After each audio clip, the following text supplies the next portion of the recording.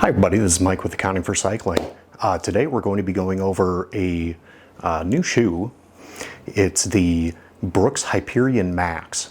So it's been out for a little bit, but it's new to me and it's something new I'd like to try, primarily to get a little more speed into my step. Still going with that max cushion to make sure I have a nice comfortable transition and keep my keep my joints comfy. As somebody who's right around that 250 mark, and still want to be comfy and supported while still being able to put out a good amount of speed. Instead of buying brand new from Brooks, I decided to go with their used route. So brand new, the Hyperion Max is 170 bucks and gets you a little more variety in colors, and an actual box to put it in. Their renewed shoes show up in a plastic baggie. Also recyclable. I don't think you can just throw it into your regular recycling. It is also made out of recyclable content. No, drop off recycling only. But still up to 50% recyclable content. Unsure about this part. Also, warning, keep this bag away from babies and children. Do not use it in cribs, beds, carriages, or playpens. But as long as you keep this plastic away from your kids, dogs, playpens, and all that, be in good shape. So it's very lightweight. I actually got 2 different tracking numbers from FedEx on this. So I don't know, I thought maybe they were sending each shoe individually. Turns out, same tracking number for both. These came in the like new condition. So instead of $170, they were actually $111. I don't know what that means. Like maybe somebody tried them on. You can see the DNA loft cushioning here, like it's not even, there's like no wear whatsoever. There's no discoloration. I see some like very slight markings here. Let's see if I can get those in focus. Even that, like, I'm trying to get some reflection here. It's like nothing. So I'm really excited to try them on, try out the speed. Previously, I've been primarily using just kind of longer distance comfort training shoes. Like you can see the laces have been kind of pulled up. This one's even still got the little moisture eater in it. Very lightweight, good traction on them. I don't know, I like the color too. It's a red tomato. Nice kind of faster color, blue, kind of that lighter orange red. Brooks on the side here. Just really nice details to it. Nice mesh upper, not the mesh knit, but so this still should give almost like a second skin feel. And then flat laces, kind of TBD if I'll keep these on or if I'll switch over to my Caterpie no tie laces. Very thin upper here too. Still there's still a little bit of cushion, but almost none in there. But just to kind of really give you that lightweight, close, or second skin kind of feel to it.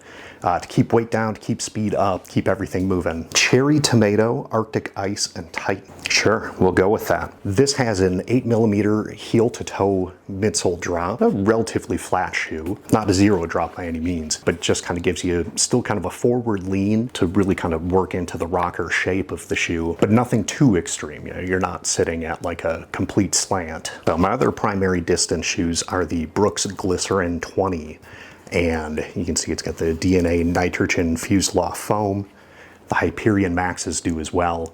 And you can see they're both very much max cushion focused. But you can see on the Hyperion Max, the heel almost has like a little rock. As where the Glycerin 20s, it's a little bit flatter on the back, providing more cushion all around. Also much more rubber contact points for kind of higher grip.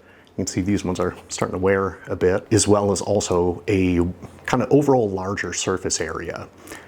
You can feel a little bit more heft in the glycerins. I wouldn't say it's too noticeable though, especially once you have it on your feet.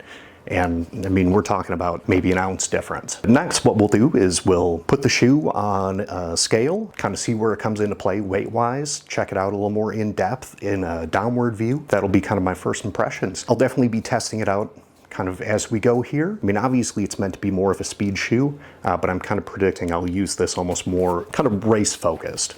As were previously, my Glycerin 20s were kind of my go-to, especially for distances over a 10K. And my On Cloud Surfers, kind of a favorite in 5K to 10K distances, or in duathlons, especially when I did my Olympic duathlon in Grand Rapids last summer.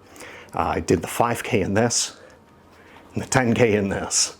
which was much appreciated to have that extra super cushion. Yeah, we'll see how they all kind of stack up together, and I'll see if having a little bit of speed mixed in there is my thing. All right, so first thing we'll do is we're going to take one of the Hyperion Maxes and put it on the scale here, but not use pounds. All right, so in ounces, we've got 7.73, and I believe it was 7.8 ounces is what was listed on Brooks' website for the weight. And now if we change this over to ounces, or sorry, grams, 219 grams, or as the shown weight here. So yeah, that's a pretty lightweight shoe. Just for reference, here is same size in a Glycerin 20, 310 grams. Yeah, you can definitely feel it a little bit. It's by no means anything that's a crazy amount different. And then 10.93 ounces.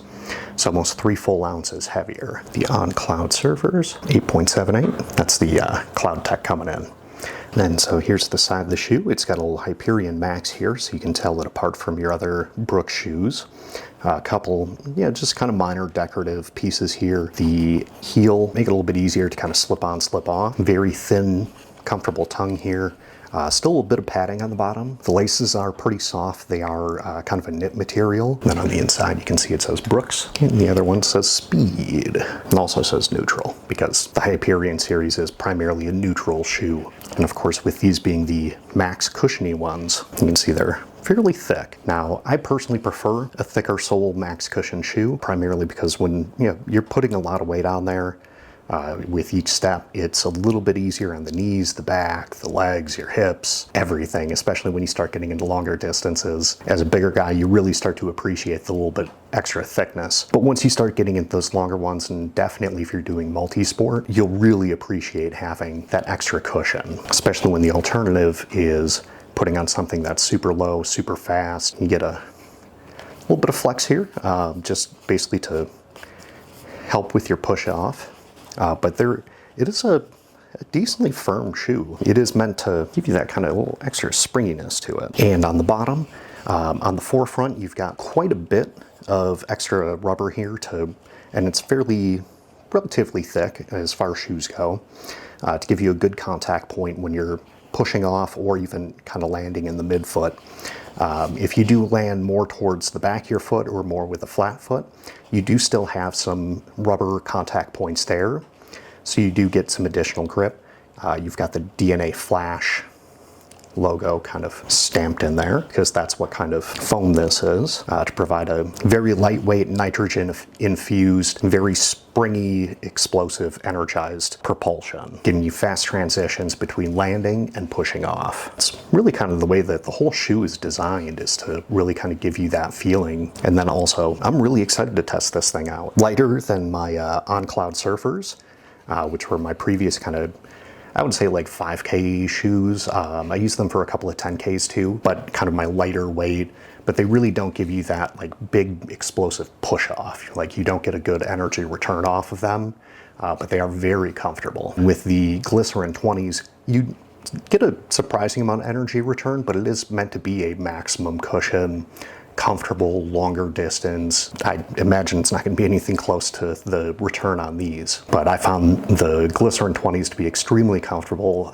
even all the way up to doing my first half marathon, and I've got a few more of those signed up this year, so we'll see how they turn out. Yeah, flat laces here. And you can see the details here. These really are like new.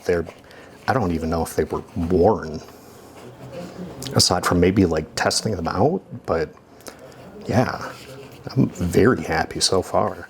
I mean, normally with this being a $170 shoe, $111, you can't beat it. And if you're okay with a little bit of cosmetic issues, they get even less expensive.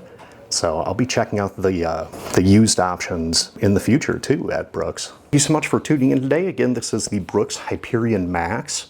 I have this in a size 10. It gets a little bit snugger around my toes, which I like.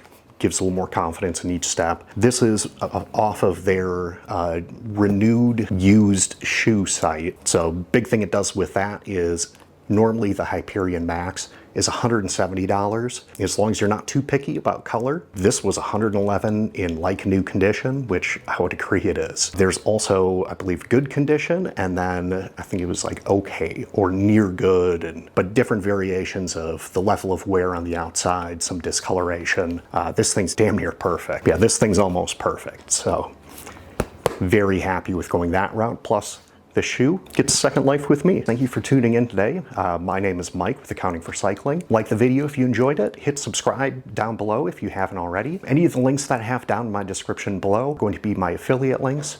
So if you use those, I do earn a small commission off of that. I do appreciate if you use those links. It just goes to help pay for things with this channel. So I hope you have a wonderful rest of your day, and thanks for tuning in.